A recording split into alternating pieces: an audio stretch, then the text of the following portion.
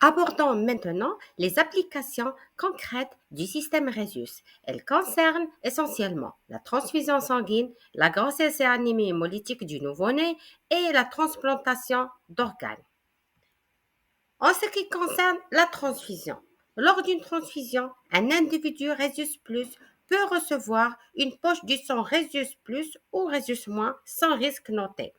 Un individu rhésus négatif ne doit recevoir que du sang rhésus négatif pour éviter la sensibilisation et ses complications parfois graves. En cas d'erreur, cela peut induire une allo-immunisation dangereuse. C'est pourquoi le statut rhésus doit être vérifié avec exactitude. Pour l'incompatibilité rhésus entre une mère rhésus négatif et un fœtus rhésus plus, peut induire une réponse immunitaire maternelle avec production d'anticorps anti-D chez la mère. C'est l'origine de la maladie hémolytique du nouveau-né. Cette affection s'installe lorsque la mère rhésus négative produit des anticorps dirigés contre les globules rouges du fœtus rhésus plus pendant la première grossesse. Si un peu du sang fœtal rhésus plus passe dans le sang, de la mère, par exemple, pendant l'accouchement, le système immunitaire de la mère fabrique des anticorps anti-D. Ça peut être la cause des fausses couches à répétition ou lors d'une grossesse suivante si le bébé est encore rhésus positif. Les anticorps de la mère peuvent traverser le placenta et détruire les globules rouges du fœtus, risque de maladie hémolytique du nouveau-né. La prophylaxie par injection d'anti-D est une mesure préventive très efficace. Son indication doit être proposée pendant la grossesse entre 28 et 30 semaines d'aménorrhée ou en postpartum dans les 72 heures qui suivent l'accouchement.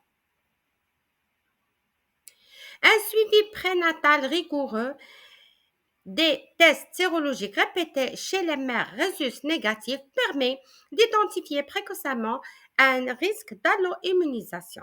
Ces mesures sont intégrées aux protocoles obstétricaux modernes. La réalisation du test RAI, recherche d'agglutinine irrégulière, est obligatoire pour déterminer s'il y a une sensibilisation ou non, comme illustré dans le tableau. Arrivons maintenant aux troisièmes applications du système Rhesus.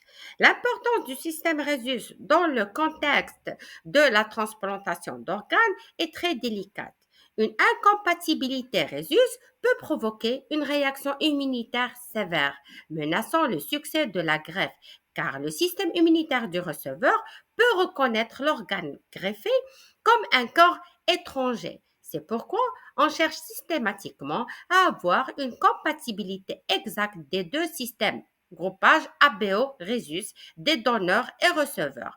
Pour réussir cette démarche, prévenir le rejet et améliorer la tolérance de l'organe greffé chez le receveur. On conclut que ce facteur, souvent associé uniquement aux transfusions, joue aussi un rôle vital dans la compatibilité des greffes. En conclusion, le système Rhesus présente un réseau complexe d'antigènes érythrocytaires à la fois génétiquement polymorphes et d'importance majeure en médecine transfusionnelle et périnatale.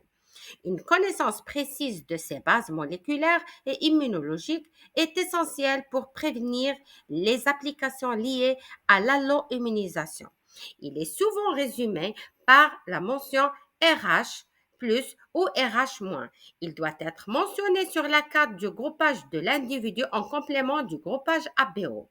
Maîtriser le système Rhesus et sa détermination exacte, c'est faire un pas vers une médecine plus sûre et plus humaine. Merci pour votre attention.